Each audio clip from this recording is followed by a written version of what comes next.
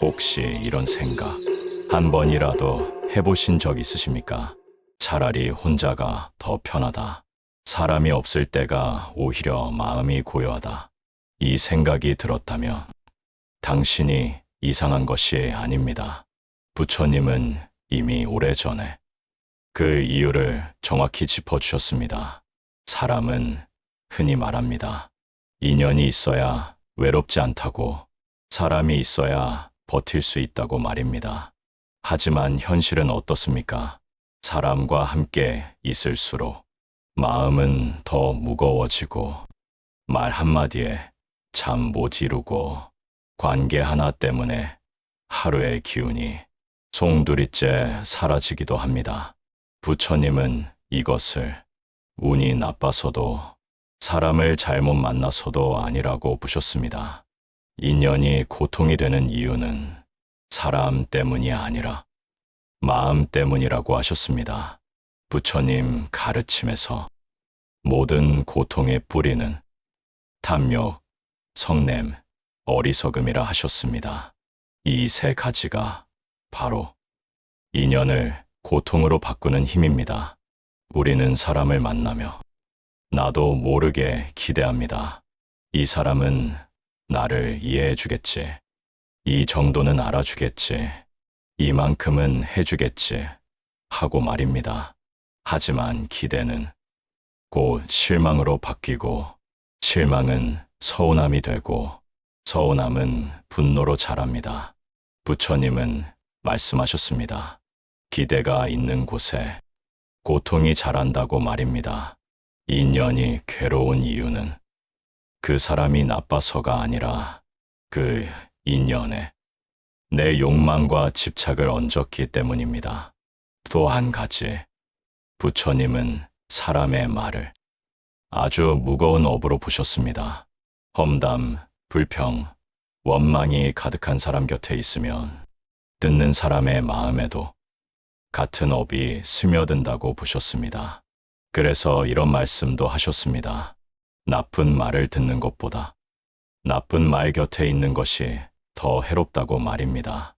우리는 흔히 착해서 또는 예의 때문에 참고 버티고 견딥니다.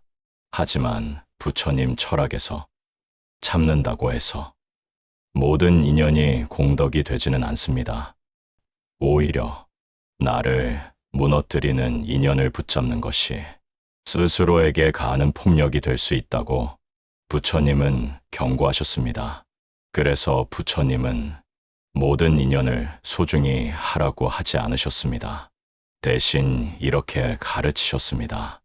해로운 법과 함께하느니 홀로 걷는 것이 낫다. 여기서 말하는 홀로 걷는다는 것은 세상과 등을 치라는 말이 아닙니다. 고통을 키우는 인연에서 한 걸음 물러나 자기 마음을 지키라는 뜻입니다. 인연이 고통이 되는 순간은 사람이 많아질 때가 아니라 마음의 중심이 흔들릴 때입니다.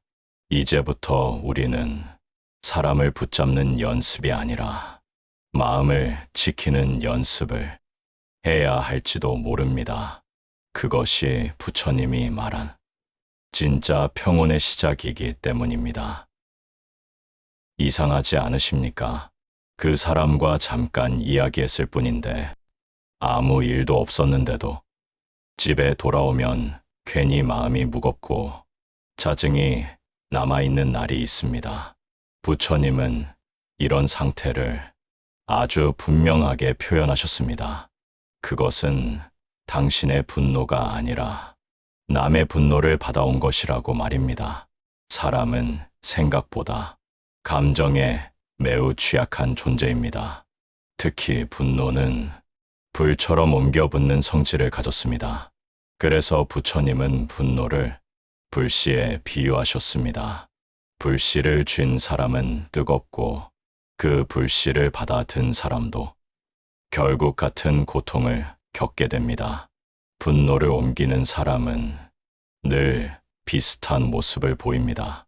자기 인생이 힘들다고 말하면서 남 탓을 멈추지 않습니다. 세상이 잘못됐다고 하고 사람들이 자신을 이해하지 못한다고 말합니다. 문제는 그 이야기를 듣는 순간 우리가 그 감정의 짐을 함께 들어버린다는 데 있습니다. 부처님은 말씀하셨습니다. 화를 내는 사람 곁에 오래 머무르며 그 화가 내 것이 된다고 하셨습니다. 하지만 우리는 종종 착각합니다. 들어주는 것이 배려라고, 공감해 주는 것이 선함이라고 말입니다. 그래서 스스로를 설득합니다. 저 사람은 힘들어서 그런 거야 라고 말입니다. 그러나 부처님 철학에서 자비와 방치는 다릅니다. 자비는 상대를 위하는 것이지만 방치는 결국 나와 상대를 함께 해치는 일입니다. 분노를 옮기는 사람은 스스로 분노를 내려놓을 준비가 되어 있지 않습니다. 그렇기 때문에 그 분노를 누군가에게 전달해야만 잠시 숨을 돌릴 수 있습니다. 이 과정에서 우리는 점점 지쳐갑니다. 처음엔 이해하려 했지만 어느 순간부터 그 사람의 말이 듣기 싫어지고 만나기 전부터 마음이 무거워집니다. 부처님은 이 지점에서 아주 단호한 가르침을 주셨습니다. 분노를 지닌 사람을 고쳐주려 하지 말라. 그 분노는 그 사람의 업이기 때문이다. 업이란 그 사람이 반복해 쌓아온 마음의 습관입니다. 내가 대신 짊어질 수도 없고 내가 대신 바꿔줄 수도 없습니다. 그럼에도 불구하고 우리는 자주 이렇게 말합니다. 조금만 더 참아보자. 언젠가는 변하겠지라고 말입니다. 하지만 부처님은 참음에도 지혜가 필요하다고 하셨습니다. 참아야 할 것은 욕심이지 분노를 옮기는 사람이 아닙니다. 분노는 침묵 속에서도 자라납니다. 말하지 않아도 느껴지고 표정 하나, 한숨 하나에도 그 기운이 묻어납니다. 그래서 부처님은 분노를 피하는 가장 좋은 방법은 논쟁이 아니라 거리라고 하셨습니다. 상대를 이기려 하지 말고 설득하려 하지 말고 조용히 한 걸음 물러나 자기 마음을 지키라고 하셨습니다. 결국 분노를 옮기는 사람과 계속 함께 한다는 것은 그 사람의 불길 옆에 내 마음을 내어두는 것과 같습니다. 부처님 철학은 강해지라고 가르치지 않습니다. 대신 다치지 말라고 가르칩니다. 분노를 옮기는 사람에게서 조용히 거리를 두는 것은 이기심이 아니라 가장 지혜로운 자비일지도 모릅니다. 그리고 그 자비는 무엇보다 당신 자신에게 먼저 향해야 합니다. 이상하게도 그런 사람이 있습니다. 그 사람과 이야기를 나누고 나면 마음이 편해지기는커녕 괜히 조급해지고 내 삶이 부족하게 느껴집니다. 원래는 괜찮다고 생각했던 것들이 갑자기 모자라 보이고 굳이 비교하지 않아도 될 인생을 스스로 재단하고 있는 자신을 발견합니다. 부처님은 이런 상태를 아주 분명히 고통이라고 보셨습니다. 욕망이 자란다는 것은 행복이 커진다는 뜻이 아니라 불만이 깊어진다는 뜻이라고 말입니다. 욕망을 키우는 사람은 겉으로 보기엔 의욕적이고 현실적이며 때로는 성공한 사람처럼 보이기도 합니다. 하지만 그 말 속에는 늘 비교가 숨어 있습니다. 누구는 이것을 가졌고 누구는 저만큼 올라갔고 당신도 이 정도는 해야 하지 않느냐는 보이지 않는 압박이 따라옵니다. 문제는 그 이야기를 듣는 순간 우리 마음속에 있던 평온이 조용히 밀려난다는 데 있습니다. 부처님은 욕망을 불에 비유하셨습니다. 불은 처음엔 따뜻하지만 계속 키우면 모든 것을 태워버립니다. 욕망을 키우는 사람 곁에 있으며 우리는 어느새 이미 충분한 것들을 보지 못하고 아직 가지지 못한 것만 바라보게 됩니다. 부처님은 말씀하셨습니다. 욕망은 채워도 채워지지 않는다고 말입니다. 왜냐하면 욕망은 결핍에서 생기는 것이 아니라 비교에서 자라나기 때문입니다. 욕망을 키우는 사람은 대개 자신의 욕망을 정당화하는 데 익숙합니다. 이건 노력이고, 이건 현실이고, 이 정도는 당연하다고 말합니다. 하지만 그 말들이 우리 마음에 들어오는 순간, 우리는 나도 모르게 지금의 삶을 부정하기 시작합니다. 부처님 철학에서 가장 경계해야 할 마음은 부족함이 아니라 만족할 줄 모르는 마음입니다. 사람은 원래 필요한 만큼만 있으면 살아갈 수 있는 존재입니다. 하지만 욕망을 키우는 사람 곁에 있으며 필요와 과잉의 경계가 무너집니다. 그리고 그 경계가 무너진 자리에는 불안이 남습니다. 남들보다 뒤처진 것 같다는 생각, 지금 멈추면 안 될 것 같다는 두려움, 쉬는 것조차 죄책감으로 바뀌는 마음 말입니다. 부처님은 이런 상태를 이미 고통의 길에 들어선 것이라 보셨습니다. 겉으로는 바쁘게 움직이지만 마음은 점점 가난해지는 상태입니다.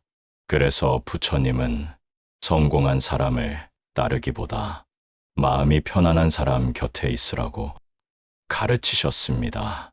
욕망을 줄이는 사람은 말이 적고 비교하지 않으며 자기 삶에 대해 조용한 확신을 가지고 있습니다.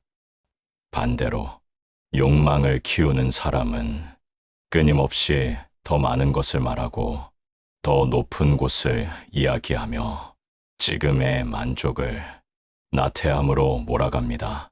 결국 욕망을 키우는 사람과 계속 함께한다는 것은 내 삶의 속도를 내가 아닌 남이 정하게 만드는 일입니다. 부처님은 말씀하셨습니다. 욕망을 따르는 삶은 스스로를 쉬지 못하게 한다고 말입니다. 조용히 거리를 둔다는 것은 뒤처진다는 뜻이 아닙니다. 오히려 내 마음의 방향을 다시 되찾는 일입니다. 욕망을 줄이는 순간 삶은 느려지지만 마음은 깊어집니다. 부처님 철학에서 진짜 부자는 많이 가진 사람이 아니라 더 바라지 않는 사람입니다. 그리고 그 가르침은 욕망을 키우는 사람을 조용히 멀리할 때 비로소 우리 삶 안에서 숨을 쉬기 시작합니다. 처음에는 별 생각 없이 듣게 됩니다. 그저 이야기를 나누는 줄 알았고, 그저 속마음을 털어놓는 줄 알았습니다. 하지만 집에 돌아와 조용해지면 이상하게 마음이 탁해져 있습니다. 말하지 않아도 될 이야기가 내 안에 남아있고 왠지 모를 불편함이 가시지 않습니다. 부처님은 이 상태를 아주 분명하게 경계하셨습니다. 험담은 말하는 사람의 업이지만 듣는 순간부터는 듣는 사람의 업이 된다고 하셨습니다. 험담하는 사람은 겉으로 보면 솔직해 보입니다. 뒤에서 말하지만 사실을 말하는 것뿐이라고 주장합니다. 때로는 정의감처럼 포장되기도 합니다. 그러나 부처님 철학에서 말은 단순한 소리가 아닙니다. 말은 마음의 방향이며 업을 쌓는 행위입니다. 험담은 늘 자리에 없는 사람을 향합니다. 그 사람이 없다면 반박도 해명도 할 수 없습니다. 부처님은 이것을 가장 비겁한 말의 형태라고 보셨습니다. 더 위험한 점은 험담이 듣는 사람을 공범으로 만든다는 사실입니다. 웃지 않아도 맞장구 치지 않아도 그 자리에 머무르는 것만으로 이미 그 말의 일부가 됩니다. 부처님은 말씀하셨습니다. 악한 말은 악한 생각을 부르고 악한 생각은 마음을 흐린다고 말입니다. 험담하는 사람 곁에 오래 있으며 우리도 모르게 사람을 평가하는 눈이 생깁니다.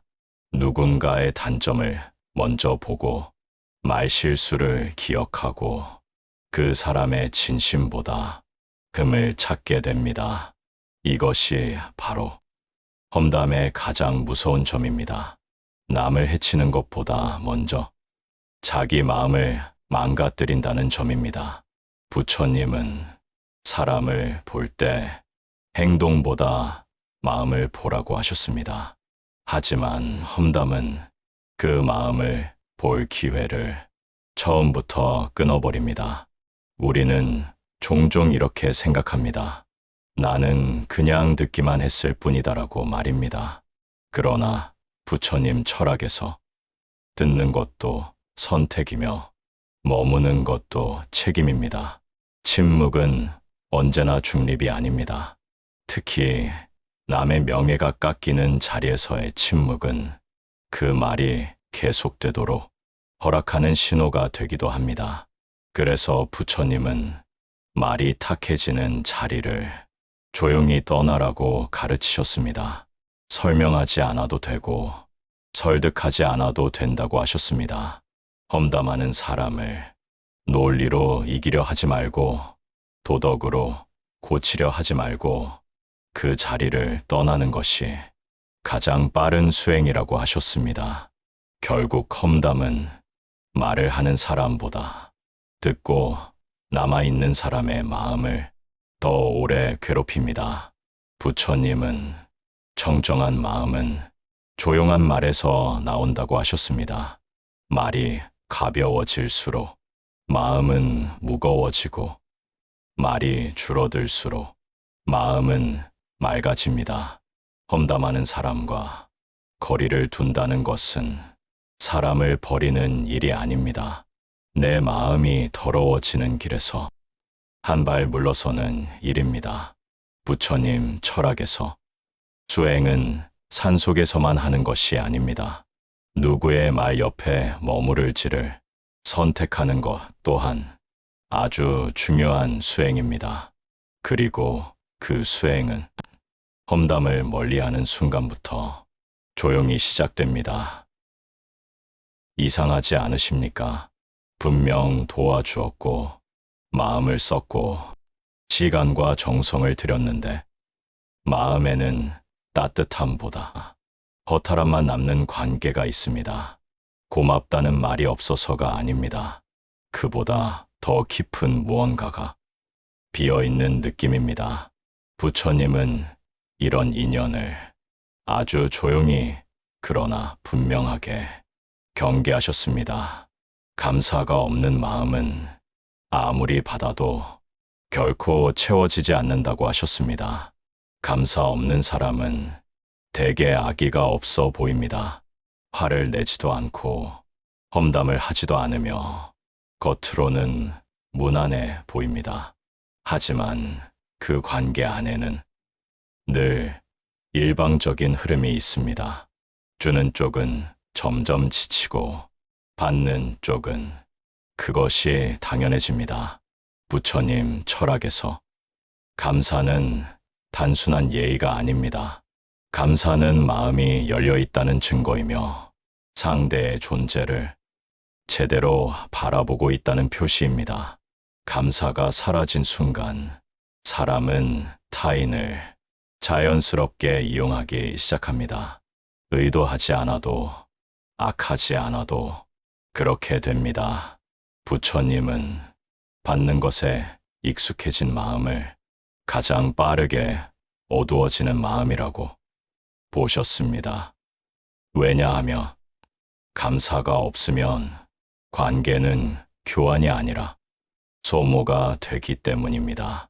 감사 없는 사람 곁에 오래 있으며 우리는 점점 스스로를 설명하게 됩니다. 이 정도는 해줬잖아. 이만큼은 배려했잖아 하고 마음속에서 셈을 하기 시작합니다. 그 순간 이미 그 인연은 평온을 잃은 상태입니다. 부처님은 계산하는 마음이 생기면 이미 고통이 시작되었다고 하셨습니다. 진정한 나눔은 계산이 필요 없을 때만 가능하기 때문입니다. 감사 없는 사람은 부족함을 느끼지 않습니다. 그래서 채워줘도 늘 더 필요해 보입니다. 그 마음은 당신이 아무리 노력해도 만족하지 않습니다. 이때 많은 분들이 이렇게 생각하십니다. 내가 조금만 더 잘하면 이 사람도 알아주지 않을까라고 말입니다. 그러나 부처님은 그 기대를 내려놓으라고 하셨습니다. 감사는 가르치는 것이 아니라 스스로 깨어나는 마음이기 때문입니다. 깨닫지 못한 사람에게 감사를 요구하는 순간 그 관계는 서운함과 분노로 변합니다. 그래서 부처님은 감사 없는 사람에게서 조용히 물러나는 것을 차가움이 아니라 지혜라고 하셨습니다. 계속 주기만 하는 관계는 자비가 아니라 자기를 잃는 길입니다. 결국 감사는 상대를 위한 말이 아니라 관계를 살리는 숨결입니다. 그 숨결이 사라지면 아무리 오래된 인연이라도 조용히 메말라 갑니다. 부처님은 나누되 매달리지 말고 베풀되 기대하지 말라고 가르치셨습니다. 그리고 그 가르침의 끝에는 이런 지혜가 남습니다. 감사가 없는 사람 곁에서 자기 마음까지 메마르게 할 필요는 없다는 것입니다. 관계를 끊으라는 말이 아닙니다. 다만 거리를 조절하라는 말입니다. 내 마음이 먼저 상하지 않도록 한 발 물러나는 선택 말입니다. 그 선택은 이기심이 아니라 오래 살아가기 위한 가장 조용한 지혜입니다. 이상하게도 그런 사람이 있습니다. 함께 있으면 특별히 나쁜 일이 없었는데도 대화가 끝난 뒤 마음이 지쳐버리는 사람입니다. 세상은 늘 문제투성이고 사람들은 하나같이 부족하며 상황은 언제나 마음에 들지 않습니다. 이 이야기를 듣고 있으면 어느새 숨이 막히는 느낌이 듭니다. 부처님은 이런 마음의 상태를 아주 분명하게 고통이라고 보셨습니다. 불만은 상황에서 생기는 것이 아니라 마음을 바라보는 방식에서 생긴다고 하셨습니다. 늘 불만인 사람은 겉으로 보면 예민해 보이기도 하고 현실을 잘 아는 사람처럼 보이기도 합니다. 하지만 그 마음 속에는 만족이라는 자리가 비어 있습니다.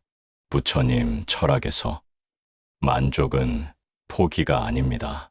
만족은 지금 이 순간을 있는 그대로 받아들이는 힘입니다.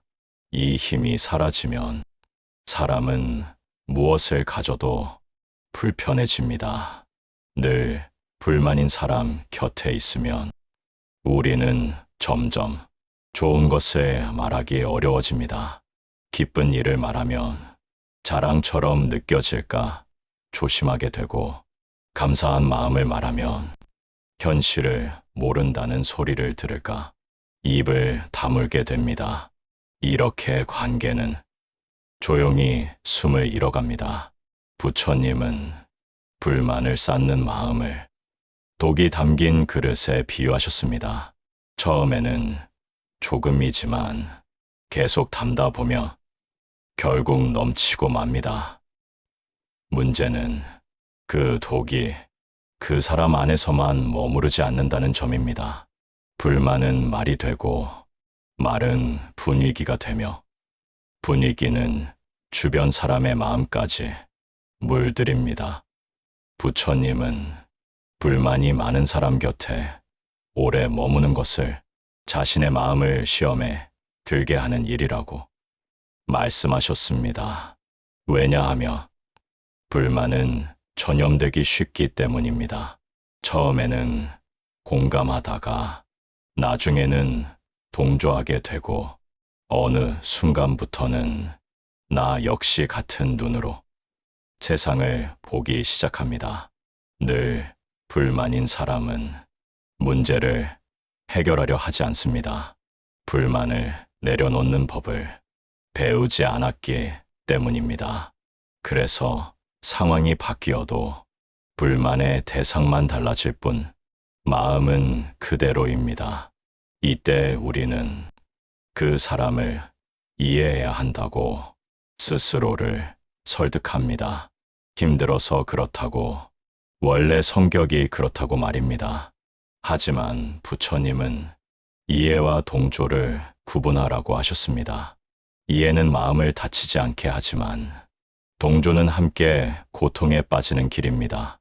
늘 불만인 사람을 만족시키려 애쓰는 순간 우리는 끝없는 요구 앞에 서게 됩니다.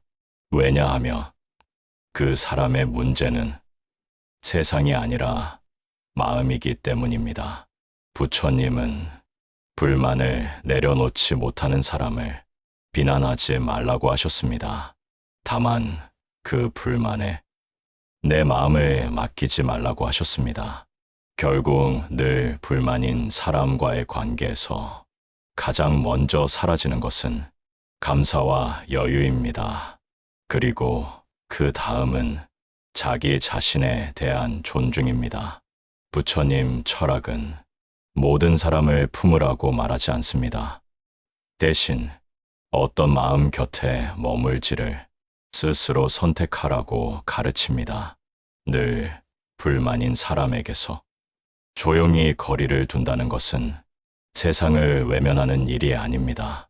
내 마음이 어둡게 굳어지지 않도록 지켜내는 선택입니다.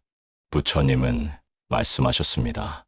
평온은 밖에서 얻는 것이 아니라 불만을 내려놓을 때 안에서 생겨난다고 말입니다.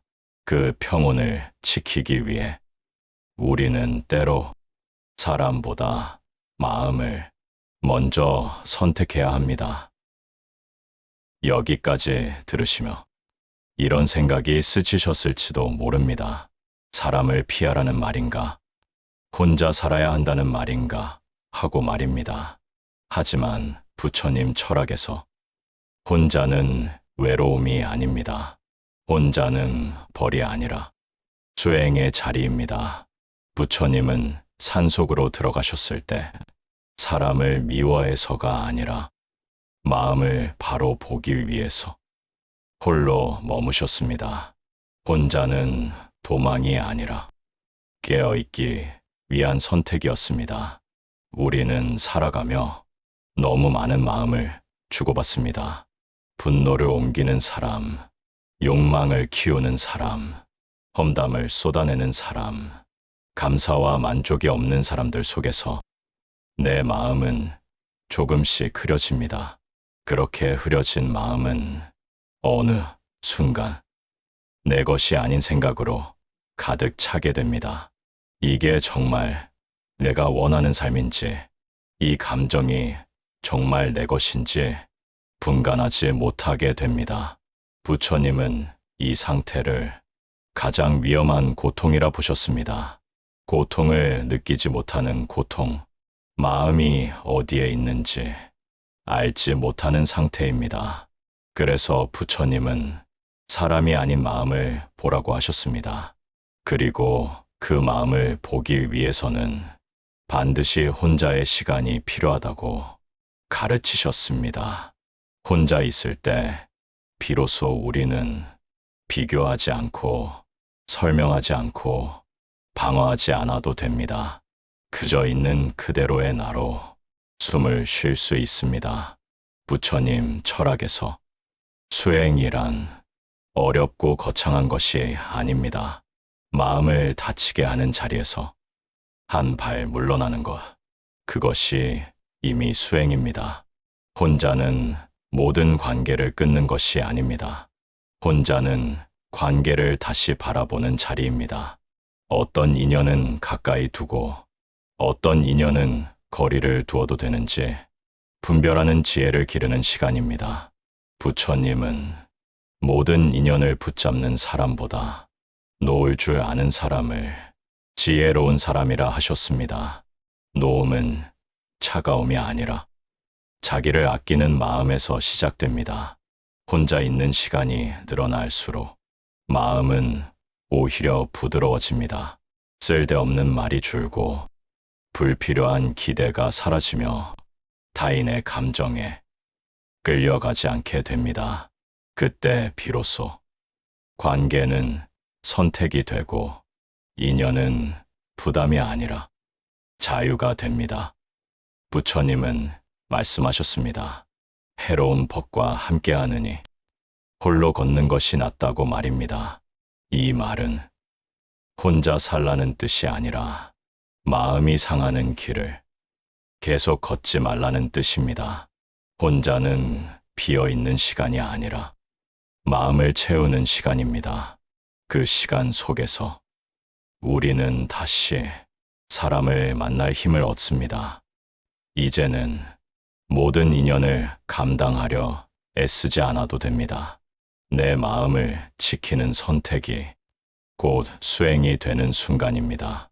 그 조용한 선택이 당신의 삶을 조금 더 가볍고 조금 더 단단하게 만들어 줄 것입니다.